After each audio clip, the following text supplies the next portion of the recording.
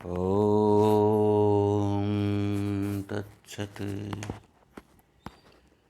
నందితాని దిగంతాని యస్యానందబిందునా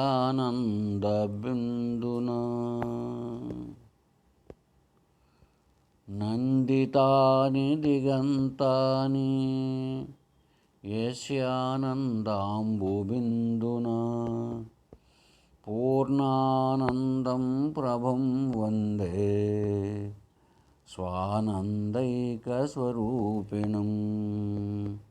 పూర్ణానందం ప్రభం వందే స్వానందైకస్వరూపిణం. హరి ఓం తత్సత్. మనం ఈ వేదాంత బాలబోధ గ్రంథంలో ఈ ప్రపంచమంతా కూడా ఎందుకు అసలు ఆత్మ ఎందుకు ప్రతీతమవుతున్నది, ఈ భ్రాంతి ఎలా కలిగింది అన్న విశేషాన్ని మనం చర్చించుకుంటూ ఉన్నాం. దీంట్లో ఖ్యాతి అంటే ప్రతీతి కావడం, తెలియబడడం, ప్రకాశించబడడం, జ్ఞానం కలగడం, ఇలాగా అని ఎందుకు అన్న విషయాన్ని చెప్పుకుంటూ ఈ ఖ్యాతులు అనేటివి ఒక 6 రకాలు ఉన్నాయి. సత్ఖ్యాతి, అసత్ఖ్యాతి, ఆత్మఖ్యాతి, అన్యథాఖ్యాతి, అఖ్యాతి, అనిర్వచనీయ ఖ్యాతి. ఇలాగా ఈ 6 గురించి చెప్పుకుంటున్నాం మనం. ఈ చెప్పుకోవడంలో 5 అయిపోయినాయి. 6వదైనటువంటి అనిర్వచనీయ ఖ్యాతిని చెప్పుకుంటున్నాం. అనిర్వచనీయం అంటే నిర్వచించలేనిది, ఇది ఇలానే చెప్పడానికే వీల్లేదు అంటూ ఉన్నారు అద్వైతం. ఈ సృష్టి ఎలాగా జరిగిందో పైన చెప్పిన 5 మంది వాళ్ళకు తోచిన సిద్ధాంతం చేశారు. అయితే అద్వైతులు ఏం చేశారంటే ఇది ఇలానే చెప్పడానికి వీల్లేదు, అందుకే దీనికి కారణం మాయ అని కూడా అన్నారు. పరమాత్మ చేతిలో మాయ అన్నది ఉంటుంది. దాంట్లో 3 గుణాలు ఉంటాయి. దానివల్ల ఇలా ఏర్పడింది, ఆ మాయే ఉపాదాన కారణం సృష్టికి అని చెప్పడం జరిగింది. ఇంతకు ఎలా ఉంటుందంటండి ఇది ఈ అనిర్వచనీయము? అదే శంకరులు ఒక మాట అన్నారండి. సన్నాపి అసన్నాపి ఉభయాత్మికానో భిన్నాపి అభిన్నాపి ఉభయాత్మికానో సాంగాపి అనంగాపి ఉభయాత్మికానో మహా అద్భుత నిర్వచనీయ రూప. మహా అద్భుత అనిర్వచనీయ రూప. చూడండి, సన్నాపి నహ అది సత్ కాదు, అసన్నాపి అది అసత్తు కాదు, ఉభయాత్మికానః ఈ 2 కలిసిందందామా? ఏది సత్ అసత్తు 2 కలుసుకున్నదా? కాదు. సత్ అంటే త్రికాలావాదితం, 3 కాలాల్లో ఉండేటువంటిదా అంటే కాదు. అలా అని లేనిదా అంటే కాదు. ఈ 2 సత్ అసత్తు 2 కలిసిందా అంటే కాదు. భిన్నాపి అభిన్నాపి నా అపి కాదు, భిన్నము కాదు, వేరు కాదు. అభిన్నాపి అభిన్నమా? కాదు. చూడండి, ఈ సృష్టి ఆత్మ కంటే అంటే పరమాత్మ కంటే భిన్నమా? వేరుగా ఉంది. ఆ పక్కన ఎక్కడన్నా ఆయనేమో పైన వైకుంఠంలో, ఇక్కడేమో సృష్టి అలాగా ఉందా? కాదు కాదు. వైకుంఠం అనేది కూడా సృష్టిలోదే.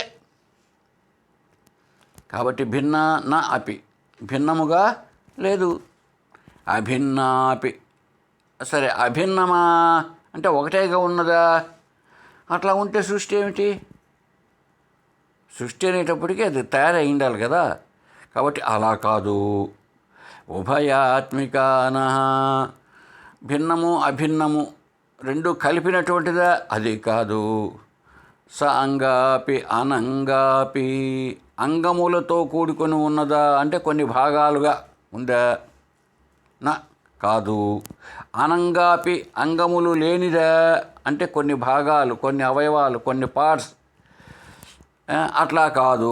ఉభయాత్మికాన 2 కలిసిందే అంటే కొంత అంగములు కలిసి కొంత లేనిదే? కాదు. మహా అద్భుత, గొప్ప అద్భుతమైనదండి. ఇది చెప్పడానికి వీల్లేదు. అనిర్వచనీయ రూప, ఇది అనిర్వచనీయమైనది, ఇది ఇలా అని చెప్పడానికి లేదు. చూసామండి ఎంత గొప్పగా చెప్పారో. ఇది అద్వైతుల సిద్ధాంతం. ఎందుకంటే పరమాత్మ ఆయనతో పాటే, ఆయనేమో పరమాత్మ లేక పరబ్రహ్మము 3 కాలాల్లో ఉంటుంది, అది సత్. సరే, ఈ ప్రపంచం అంటున్నాం శరీరాలతో కలిసింది, ఇది అసత్తు. ఎందుకు? ఒక కాలంలో ఉంటుంది, ఒక కాలంలో పోతుంది. మరి అటువంటిప్పుడు ఈ జగత్తును సత్ అందామా అనుకుంటే కాదు, నశించిపోతుంది. అసత్త అంటే ఇప్పుడు బంగారులోంచి నెక్లెస్ వచ్చిందండి. నెక్లెస్ రావడానికి బంగారు కారణం. ఇప్పుడు బంగారు కంటే వేరుగా ఉందా? అలాగే నిమిత్త కారణమైనటువంటి ఆ పరబ్రహ్మ నుంచి ఈ సృష్టి వచ్చింది. శాస్త్రం ఏం చెప్తోంది? ఈ సృష్టికి అభిన్న నిమిత్త ఉపాదాన కారణం బ్రహ్మ. భిన్నము కానటువంటి, ఈ జగత్తు కంటే భిన్నం అంటే వేరు కానటువంటి పరమాత్మ ఆయనే ఉపాదాన కారణం, మెటీరియల్ ఆయనే, నిమిత్తం రీజను ఆయనే, తయారు చేసిన వాడు ఆయనే, ఆయన చేతిలో ఉన్నటువంటి మాయ అనే దాంతో ఆ ఉపాదాన కారణం ఆయనే. ఎందుకు? మాయ మళ్ళీ ఆయన కంటే వేరుగా లేదు కదా. కాబట్టి సృష్టికి అభిన్న నిమిత్త ఉపాదాన కారణం బ్రహ్మ అంటుంది. మరి అట్లని అనుకుంటే, వేరుగా ఉంది అనుకుంటే, భిన్నము అనుకున్నాం అనుకోండి. ఇప్పుడు నెక్లెస్ కంటే బంగారు కంటే నెక్లెస్ వేరుగా ఉందా? లేదు కదా. సరే, అట్లా అనుకున్నాం. కాదయ్యా, 2 ఒకటేనను. 2 ఒకటే అయినప్పుడు, ఇప్పుడు 2 ఒకటే, నెక్లెస్ బంగారు 2 ఒకటే అనుకున్నప్పుడు నెక్లెస్ విరిగిపోతుంది, నశించిపోతుంది. మరి బంగారు నశించిపోతుందా? నశించదు. అలాగే సృష్టి అంతా నశించిపోతుంది, ఒక కాలంలో ఉంటుంది కనుక. పరమాత్మ నశిస్తాడా? నశించడు. కాబట్టి భిన్నమా కాదు, అభిన్నమా కాదు, సత్తా కాదు, అసత్తా కాదు. 2 కలిపితే ఏమన్నా అవుతుందా? కాదు. చూసారండి, ఇది సృష్టి అంతా కూడా అనిర్వచనీయము అని చెప్పారండి అద్వైతులు. ఈ విషయంగా ఇప్పుడు మనం చర్చించుకుంటున్నాం. ఇప్పుడు భ్రమ కలిగింది, ఏదైనా సరే ఒక చోట భ్రమ కలిగింది, మనకు భ్రాంతి లేక అధ్యాస కలిగింది అంటే అది దానికి కొన్ని కారణాలు ఉంటాయి. దీనికి ఏం చెప్తున్నారు వీళ్ళంటే అద్వైతులు, వేదాంతులు, ఈ భ్రమ కలిగిన ఈ స్థలాల్లో ఈ అనిర్వచనీయముగా ప్రతీది కలుగుతున్నది. ఈ భ్రాంతి అనిర్వచనీయం. ఎందుకు, ఏంటి, ఏదా, ఎలాగా? అందుకే మేము మాయ అని చెప్పేశాడు శంకరులు. ఇంక నువ్వు ఏం చెప్పినా అంతే, అది మాయ, పోయా, అజ్ఞానం పో, ఇంక దానికి కారణం అడగకును అని చెప్పేశారు. ఇప్పుడు మామూలుగా చూస్తే చూడండి, ఏదైనా ఒకటి మనకు భ్రాంతి పడాలి అంటే ఒక నిజమైన వస్తువు ఒకటి ఉండి దానిపైన కల్పిత వస్తువును మనము అధ్యాస చేస్తాం. అంటే కల్పిత వస్తువును మనము భ్రాంతిలో పడతాం. అంటే ఏమిటి? భ్రాంతి కలిగినటువంటిది ఏదో అది కొంచెంసేపటికంతా నశించిపోతుంది. ఎప్పుడు? దానికి ఆధారము లేదా అధిష్టానం అయినటువంటి దాన్ని కనుక్కున్నప్పుడు ఇది లేకుండా పోతుంది. ఇప్పుడు పాము కనిపించిందండి. పాము ఎందుకు కనిపించింది? దానికి అధిష్టానం త్రాడు అక్కడ ఉంది.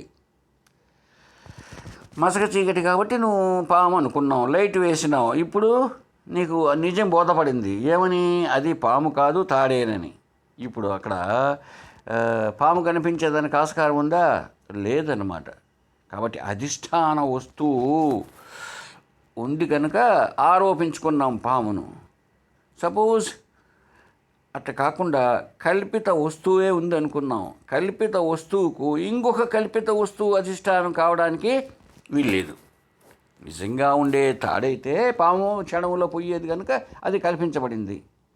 అలా కాకుండా ఒక కల్పించుకున్న, ఇప్పుడు ఆ పాము కనిపించుకున్నాం, చూసామండి. ఆ పాముకు మళ్ళా పిల్లలు, భార్య అంతా కనిపిస్తారా? మనకు కనిపించరు. ఎందుకు? పాము అనేదే కల్పితం. కాబట్టి ఒక కల్పిత వస్తువుకు ఇంకొక కల్పిత వస్తువు భ్రాంతికి కారణం కాదు. ఇప్పుడు మనకి ఎట్లా ఉందో చూద్దాం. చూడండి, ప్రపంచంలో 2 రకాలుగా ఉంది మన దృష్టికోణం. సరే, ముందు 2 చెప్పే బదులు ముందు 3 అందాం. మూడు సత్తాలు కలిగి ఉంది. సత్తా అంటే ఉనికి, ఉండుట అనే లక్షణం ఎట్లా ఉందంటే మనకు, ఒకటి పారమార్థిక సత్తా, పరమార్థమైన అంటే నిజమైనటువంటి సత్యమైనటువంటి ఉనికి ఒకటి ఉంది. అంటే అది మూడు కాలాల్లోనూ ఉంటుంది, ఎప్పటికీ ఉంటుంది. దానికి రూపనామాలంటూ ఉండవు. ఏమండి రూపనామాలు ఉంటే అనొచ్చు మీరు. రూపనామాలు ఉంటే మూడు కాలాల్లో ఉండదు, ఒకప్పుడు నశించిపోతుంది. అదొకటి. ఎందుకు? అది కల్పిత వస్తువు కాదు, సత్యమైన వస్తువు కాబట్టి ఎప్పటికీ ఉంటుంది. ఇక రెండవది వ్యవహారిక సత్యం. వ్యవహారంలో మాత్రమే అంటున్నాం కాబట్టి అది సత్యం కాదు. వ్యవహరిస్తున్నాం, కొద్ది కాలం ఉంటుంది, ఇది రెండవది. ఇక మూడవది ప్రాతిభాసిక సత్యము. అంటే ఇది కొద్ది క్షణాల్లో పోతుంది, ఉన్నట్టే ఉంటుంది నిజంగానే. దాని యొక్క అధిష్టానం ఏదో తెలియబడితే అప్పుడు ఇది పోతుంది. దీన్ని ప్రాతిభాసిక సత్యము అంటారండి. అయితే పారమార్థిక సత్యం అనేది సర్వత్రా అన్ని కాలాల్లో అన్ని చోట్ల అన్ని ప్రదేశాల్లో వ్యాపించి ఉండదు కనుక మనకు అది అలక్ష్యం, ఒక లక్షణాలకు లక్షణం లేనటువంటిది కాబట్టి మనం దాన్ని చూడలేము, వినలేము, రుచి చూడలేము, ఏది మనసుతో ఆలోచించలేము. అది ఉంది, అదే ఆధారం. ఈ వ్యవహారిక సత్తానే మనకు కనిపిస్తుంది, వ్యవహరిస్తున్నాం సత్యం కాకపోయినా. ఇప్పుడు ఈ తాడు ఉంది, టెంకాయ పీచుతో తయారైంది. ఈ తాడుతో మనం నీళ్లు చేదుకుంటున్నాం, వ్యవహరిస్తాం. కొద్ది కాలానికి తెగిపోతుంది, అది దిబ్బలేకపోతుంది, మట్టి లేకపోయి ఎరువు అయిపోతుంది, అంతే కదా. కాబట్టి ఇది లేదన్నామా, ఉంది. ఎట్లా ఉంది? వ్యవహారికంలో ఉంది. సరే, ఇప్పుడు ఈ తాటి ఎందు పాము కనిపించింది, ఈ పాము లేదన్నామా, లేకపోతే ఎందుకు పరిగెత్తాడు? అయితే ఎంతసేపు ఉంది? కొద్ది కాలం మాత్రమే. దీన్ని ప్రాతిభాసిక సత్యం అన్నారండి. ఇప్పుడు చూద్దాం, విచారణకు వద్దాం. ఈ వ్యవహరించే పదార్థాలు ఉన్నాయే మనకు, ఏదైనా కావచ్చు వ్యవహారంలో ఉండేటి, ఈ పదార్థములకు ఎట్లా ఉందంటే ఎప్పటి నుంచో ఈ వ్యవహరిస్తున్నాం కదా, ఈ వ్యవహరించడానికి కారణం ఏమిటి అని ఆలోచిస్తే ఇప్పుడు పాము కనిపించిందండి. పాముకు ఆధారము లేదా అధిష్టానం ఏంటంటే తాడు ఉన్నదయ్యా, పాము కనిపించింది అంటావు. తాడు ఎందుకు కనిపిస్తోంది? అది కూడా నిజమైంది కాదు కదా, కేవలం వ్యవహారికంలో ఉంది కదా. ఈ జగత్తు మాదిరిగా జగత్తే అనుకున్నాం, తాడును కనిపిస్తోంది కదా, సత్యం కాదు, మరి కనిపిస్తోంది. అలా కనిపించడానికి దానికి ఆధారం ఏదో ఒకటి ఉండాలి. పారమార్థిక సత్యమైనటువంటి ఎల్లప్పటికీ ఉండేదానికి ఇంకొకటి అధిష్టానంగా ఉండదు ఎప్పటికీ. వ్యవహారికంగా దానికి ఒక అధిష్టానం ఉండాలి, ప్రాతిభాసిక జ్ఞానానికి కూడా ఒక ఆధారం ఉండాలి కనపడాలంటే. ఇప్పుడు ఈ వ్యవహారిక జ్ఞానం కనపడడానికి ఏంటిది అధిష్టానము ఏమండి అని ఆలోచించినప్పుడు పారమార్థికం ఏంటి? పరమాత్మ. కాబట్టి పరమాత్మే కదా అది అసలైనటువంటి పారమార్థిక సత్యం. అది ఈ వ్యవహారిక సత్యానికి అధిష్టానం అందామంటే కుదరదు. ఎందుకు? ఆ పారమార్థిక సత్యం ఇంతకుముందే చెప్పుకున్నామే, అన్ని చోట్ల అన్ని కాలాల్లో త్రికాలాల్లోనూ కూడా ఉంటుంది. దానికి రూపనామాలు ఉండవు, సర్వవ్యాపి ఉన్నది అది ఒకటే, ఏకమేవ అద్వితీయం బ్రహ్మ, అదే కదా. అది ఆధారంగా ఉండడానికి ఆస్కారం లేదు. ఎందుకు? వ్యవహారిక సత్యం అని ఇప్పుడు అన్నామో దానికి ఏంటి ఆధారం అంటే మూల అజ్ఞానం. దాన్నే మూల అవిద్య అన్నారండి. ఎప్పటి నుంచో ఉండే అజ్ఞానం, అదే అవిద్య. ఇది ఈ వ్యవహారికంగా మనం చూసే ఈ ప్రపంచానికి ఆధారంగా ఉన్నది అవిద్య. ఎప్పటి నుంచి ఉంది అంటే చెప్పడానికి లేదు. అది మూలం. ఎప్పటి నుంచి ఇదైతే ఉన్నదో ఈ పదార్థం, వ్యవహారిక పదార్థం ఎప్పటి నుంచి అయితే ఉందో అప్పటి నుంచే ఆ అవిద్య లేక మూల అజ్ఞానం ఉన్నది. అదే దానికి అధిష్టానము. అజ్ఞానం వల్ల ఈ వ్యవహారికంగా ఉండే ప్రపంచమంతా కూడా ఉంది. కాబట్టి ఈ వ్యవహారిక ప్రపంచం ఇలా కనపడడానికి ఎప్పటి నుంచి అయ్యా ఉంది అంటే ఇది మూలాజ్ఞానం, మూలమైన అవిద్య. ఎట్లా ఉంది? ఆ మూలమైన అవిద్య ఉంది కదండి, మళ్ళీ అవిద్యే కారణం కావడానికి వీల్లేదు. అదొకటి. ఎందుకని? ఎప్పుడు కూడా అధిష్టానం అనేటప్పటికీ అజ్ఞానం కాదు. అందువల్ల ఏది అంటే ఆ మూల విద్యలో పరిమితి అయినటువంటి చైతన్యం ఉన్నదే, అది అధిష్టానం అండి. మళ్ళీ చెప్పుకుందాం. ఇప్పుడు ఈ వ్యవహారిక ప్రపంచం అంతా ఉంది, మన శరీరంతో సహా. దీనికి ఏదో ఒకటి ఆధారం. ఇప్పుడు ఏ వస్తువుకైనా ఒక ఆధారం ఉండాలి, ఒక అధిష్టానం. ఇప్పుడు ఇక్కడ తలుపు ఉందండి, తలుపుగా చూడొచ్చు, నువ్వు వ్యవహరించవచ్చు, కానీ దీనికి ఆధారం వేప చెక్క అనాలి కదా. అలాగే ప్రతిదానికి ఇప్పుడు నేనున్నాను, ప్రపంచం ఉన్నది. ఏంటి దీనికి ఆధారము అంటే ఇది వ్యవహారిక వస్తువు. క్షణంలో జ్ఞానం కలుగుతానే పోలా ఉండదు అట్నే. దీనికి ఏంటి ఆధారం అంటే ఈ ఆధారము అనాది అవిద్య ఉన్నది కదా, ఎప్పటి నుంచో.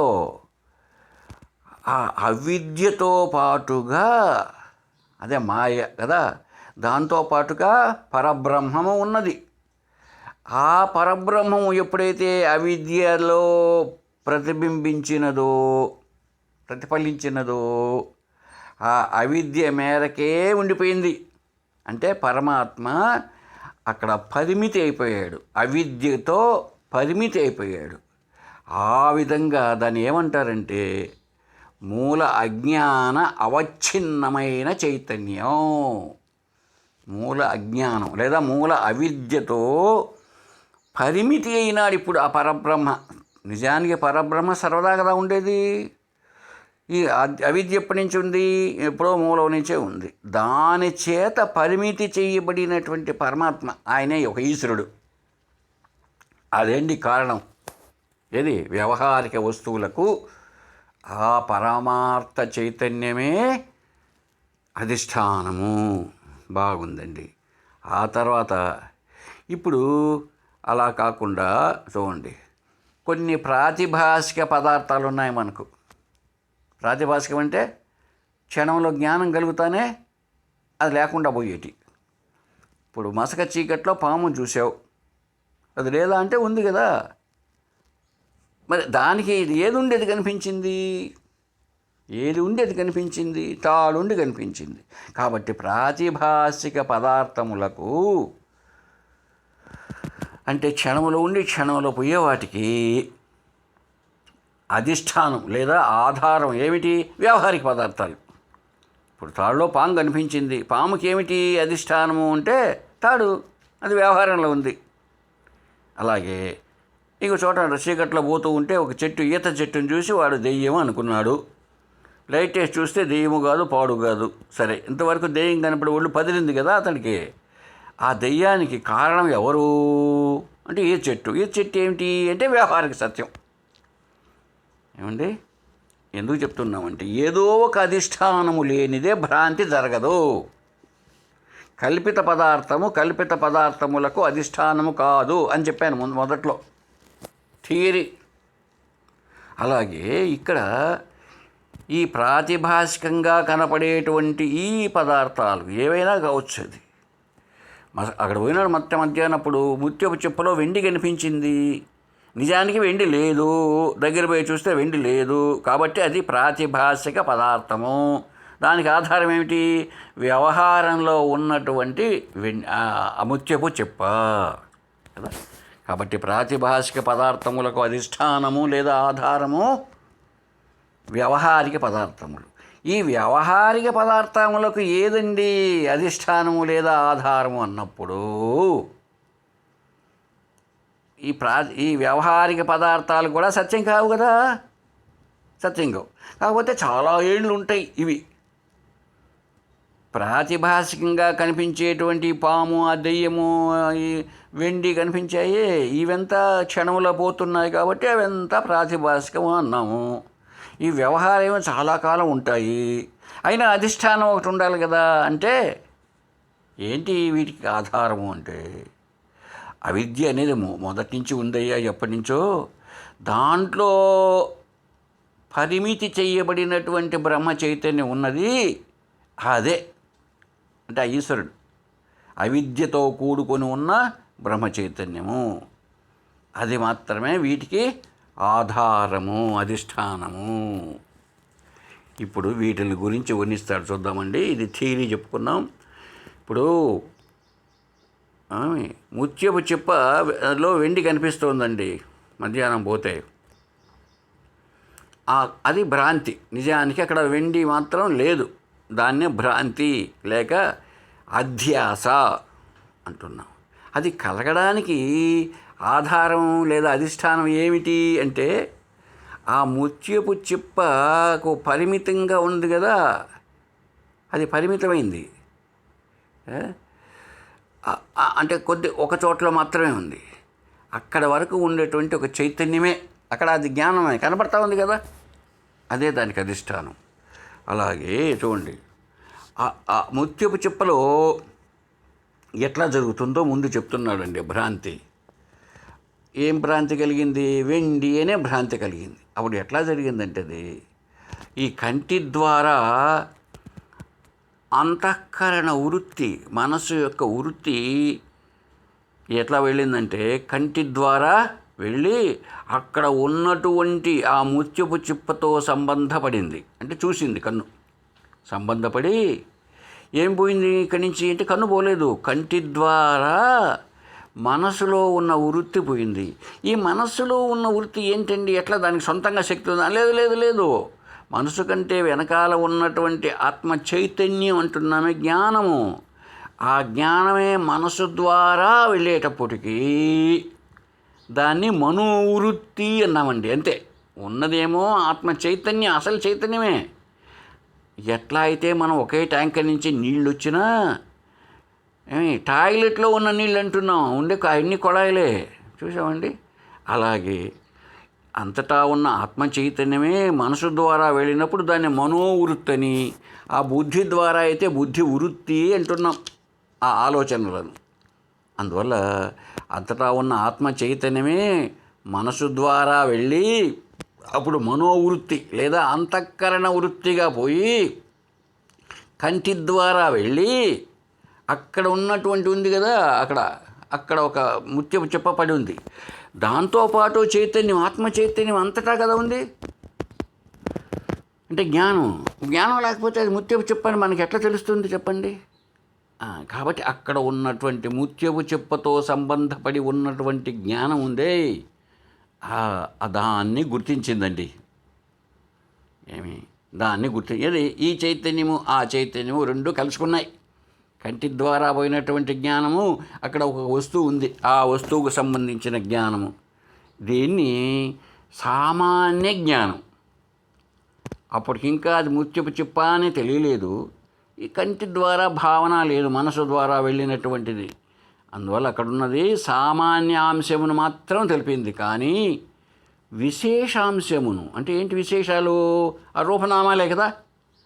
అది ఫలానా అని కానీ, దాని రంగు రుచి ఇదంతా ఆకారం అని కానీ ఎంత ఏమీ తెలపలేదు. ఫస్ట్ టైం అసలైన జ్ఞానం మనసు ద్వారా మనోవృత్తి ద్వారా వెళ్ళి కంటి ద్వారా వెళ్ళి అక్కడ ఉన్నటువంటి ముత్యపు చిప్పనందు ఉన్నటువంటి జ్ఞానంతో కలుసుకొని సామాన్య జ్ఞానమును తెలుసుకున్నది. విశేషమైన భాగాన్ని తెలిసిపోలేదు. అయితే ఇంకా ఏమైందంటే ఎప్పుడైతే అంతఃకరణం ద్వారా వెళ్ళిందో ఈ రెండు ఏమైనాయంటే వీటికి అంతఃకరణంలో ముత్యపు చిప్పతో సమానమైంది కదా ఏది వెండి, అలాగే కదా ఆ పోలిక అలాగే ఉంటుంది రంగు. ఆ సంస్కారం ఉంది ఈ బుద్ధిలో. ఈ సంస్కారం ఏం చేసిందంటే జ్ఞానం లేదు, అజ్ఞానం ఉండేటప్పటికీ అది వెండి అన్నటువంటి ఆ గతంలో ఎక్కడో చూశాడు ఉంది తన మనసులో. కాబట్టి అక్కడ దాని యొక్క విశేషాంశమైన వెండి, తర్వాత వెండి జ్ఞానం, వెండికి సంబంధించిన జ్ఞానం, ఈ రెంటిని తెలియబడ్డాయండి రెండు. ఇప్పుడు సామాన్యాంశమేమో అసలైన జ్ఞానం మనసు ద్వారా వెళ్ళింది, ఇది అని తెలిసింది. అంతేగాని ఇంకా ఇది వెండి అన్న జ్ఞానం రాలా. మరి ఎందుకయ్యా నువ్వు భ్రాంతి పడ్డావు నీకు అసలైనది ఏదో గుర్త జ్ఞానంగానే చూడకుండా రూపనామాలతో బేస్ చేసుకొని ఇండి ఎందుకు చూశావు అంటే ఇదే మనసులో ఏ మనసులో అయితే ఆత్మ చైతన్యం సరాసరి వెళ్ళి ఇదిగా తెలుసుకుందో అదే మనసులో ఈ వెండి మరియు వెండికి సంబంధించిన జ్ఞానం అజ్ఞానం కదా, అది ఎప్పటి నుంచో సంస్కారంగా ఉంది, అది వెళ్ళిందనమాట. దాంతోపాటు కంటిలో నుంచి ఎప్పుడు వెళ్ళిందో ఈ నేత్ర దోషము చేత సరిగా ఆ చీకటో లేకపోతే ఎండ ఎక్కువగా ఉండు వీటి వల్ల అది ఏమైంది, ఇప్పుడు ఆ ముత్యపు చెప్పును కాస్త వెండి అని తెలియబడింది. ఎప్పుడు వెండిగా సంస్కారం లేదా అజ్ఞానంతో వెండిగా తోచిందో అప్పుడు మొదట్లో ఏమైంది, అది జ్ఞానంలో ఉంది కదా, అది ఆత్మజ్ఞానంలో నుంచి కదా మనస్సు కంటి ద్వారా వెళ్ళిందని చెప్పుకున్నాం. ఇప్పుడు ఆ వెండి అనే జ్ఞానం కలిగింది. ఎప్పుడు వెండి అనే జ్ఞానం కలిగిందో అక్కడ వెండి కనపడుతున్నది. ఇప్పుడు ఎప్పుడైతే దగ్గరికి పోయి చూసావో అంటే కంటి యొక్క దోషం లేదు, ఇప్పుడు దగ్గర పోయి చూస్తానే అది వెళ్ళిపోయింది. దూరం నుంచి చూసినప్పుడు ఎండబడేటప్పటికీ మన యొక్క నేత్రము దాన్ని సరిగా చూపిలే. దగ్గర పోయి చూస్తూనే ఎప్పుడైతే ఇది దోషం కంటిలో ఉన్న దోషం పోయిందో అప్పుడు ఈ అంతఃకరణ వృత్తి ఉన్నదే మనోవృత్తి, ఇది ఆ ముత్యపు చిప్పను ఆవరించి ఉన్నదే అజ్ఞానం, దాన్ని తొలగించేసిందండి. అర్థమైందే మనకు నాయన శిష్య, అర్థమవుతుందే. ఇప్పుడు దగ్గర పోయి ఎప్పుడైతే చూశాడో ఇంతవరకు ఎందువల్ల వాడికి సామాన్యమైనటువంటి చైతన్య జ్ఞానం ఏమో ఉంది, ఇది ఫలానా అనే విశేష జ్ఞానం లేదు. ఎందుకు? అజ్ఞానం చేత. ఇప్పుడు దగ్గర పోయి చూస్తానే ఏది ఆవరించి ఉంది, అజ్ఞానం కదా, గత సంస్కారం అన్నాం అజ్ఞానం చేత. అది దగ్గర పోయి చూస్తూనే అది ఏమైందంటే నివారణ చేయబడింది. ఈ అంతఃకరణ నుంచి వెళ్ళిన సామాన్య చైతన్యం దాన్ని ఆ ఆవరణ అజ్ఞానం అనే ఆవరణ తొలగించేసింది. ఎప్పుడైతే ఆవరణ లేనటువంటి ముత్యపు చెప్ప చైతన్యముతో, అది అసలైన చైతన్యం, అది ఆత్మ చైతన్యం. ఇప్పుడు అది దాంట్లో భ్రాంతి ఏం లేదు. ఈ అంతఃకరణంలో ఉన్నటువంటి ఈ ఆత్మ చైతన్యమునకు రెండు, అది చైతన్యమే ఇది చైతన్యమే అంటే ఏంటి? జ్ఞానం, అదే ఆత్మ. అది ఆ ముత్యపు చిప్పనులో అది ఉంది, జ్ఞానం ఉంది. ఇక్కడ మనసులో అదే జ్ఞానమే ఉంది. ఈ రెండు ఎప్పుడైతే తెలియబడ్డాయో ఇప్పుడు ఇంతవరకు భ్రాంతిలో ఉన్నటువంటి, భ్రాంతిగా తోచినటువంటి ముత్యపు చిప్ప అన్నది కాస్త ఎగిరిపోయిందండి. ఎగిరిపోయి ఉన్న వాస్తవమేమో తెలియబడుతుంది. ఇది జరుగుతోందండి. ఇదంతా ముత్యపు చిప్ప యొక్క ఉదాహరణగా చెప్పడం జరిగింది. ఎందుకని? ఎప్పటి నుంచో ఉంది అజ్ఞానము. ఈ అజ్ఞానం చేత రూపనామాలు కల్పించబడుతున్నాయి. ఇక మన విషయానికి దృష్టాంతం చెప్పాడు, దాష్టాంతానికి వద్దాం. ఆత్మ అంటే ఏమిటి? సత్ చిత్. ఇది అదే, దాన్నే సత్తా స్ఫురణ అంటారు. అంటే ఉండుట, తెలియబడుట, లేదా ఉండుట, తెలుసుకొనుట, ఈ రెండు లక్షణాలు సత్ చిత్తు. ఇదే కదా ఆత్మ. ఇది సామాన్యాంశం, సామాన్యంగా ఉన్న చైతన్యం. ఇదే ఆత్మ చైతన్యం లేదా బ్రహ్మ చైతన్యం. చైతన్యం అంటే ఏంటి? చిత్. చిత్ అంటే ఏంది? ఆత్మ, సత్తా, స్ఫురణ. ఇది సామాన్యంగా అంతా ఉంది. రూపనామాలతో లేనిది సామాన్యాంశము, రూపనామాలతో ఉండేటువంటిది విశేషాంశము. అంతేనండి. విశేషాలు అంటే గుణాలు. ఇప్పుడు ఇది కేవలం ఇది అన్నంతవరకు సామాన్యాంశం. ఇది ఫలానా అనే ఒక గుణాన్ని ఆపాదించామనుకోండి, అది విశేషాంశం. ప్రతి చోట్ల ఉంటాయి. ప్రపంచమంతా చూడండి, ఈ రెండు చేతనే ఉంటాయి. ఒకటేమో సామాన్యాంశము, రెండు విశేషాంశం. దేనికైనా ఒక పేరు, ఒక దాని గురించిన ఒక హిస్టరీ ఉంటుంది. మామూలుగా అదొక వస్తువుగా తోచడం, మన జ్ఞానానికి తోచడం అనేది ఉంటుంది. ఈ రెండు, జ్ఞానానికి తోచడం అన్నదేమో అనేది బ్రహ్మ లక్షణం, ఈ విశేషాలుగా తోచడం అనేది అజ్ఞాన లక్షణం అండి, మాయ లక్షణం. ఏమి ఇప్పుడు పరబ్రహ్మము అంతటా వ్యాపించి ఉంది అంటున్నారు అందరూ చెప్తారు, ద్వైతులు కూడా. ఇక్కడే మనకు అర్థం కావాల్సింది ఏంటంటే, సృష్టి అంతా పరమాత్మ చైతన్యమే, అంతా వ్యాపించి ఉన్నాడు. ఆయన లేని చోటు ఇందుగలడందు లేడు అంటున్నా, అంతటా ఉన్నాడు అంటున్నాం, మనకు కనపడలే. ఇది చూడండి ఎంత విచిత్రమో. ఎందుకు కనిపించలేదయ్యా పరమాత్మ అని మనం విచారణ చేసి చూస్తే, పరమాత్మ అంటే ఏంటండి? సత్తాస్ఫురణ, సత్త చిత్, ఉండడం, తెలియబడ్డం. ఇప్పుడు ఇక్కడ టేబుల్ పైన పుస్తకం ఉంది, ఆ గూట్లో పేనా ఉంది అనుకుందాం. మనకు పేనాగా కనపడుతుంది, పుస్తకంగా. ఇక్కడ ఏమి ఉంది అంటే అది ఏదో ఆ పుస్తకం అనద్దండి, ఊరికి గుర్తు పెట్టుకుందాం. సమ్యక్స్ ఉన్నది, తెలియబడుతున్నది. ఈ రెండు లక్షణాలు ఏంటి? ఆత్మ లక్షణాలు, పరబ్రహ్మ లక్షణాలు. ఉన్నాయా లేదా? ఉన్నాయి. ఈ గూట్లో ఉన్నది పేనాగా చూడొద్దు. ఒక వస్తువు ఉన్నది, తెలియబడుతున్నది, అంటే జ్ఞానముగా ఉన్నది, జ్ఞానములో ఉన్నది. జ్ఞానము ప్లస్ ఉన్నది, రెండు ఉన్నాయి. అంటే సత్ చిత్. ఎక్కడైనా చూడండి, ఇదో ఈ మధ్యలో ఉన్నది ఏదే? ఆకాశం, స్పేస్ ఖాళీ జాగా, తెలియబడుతున్నది.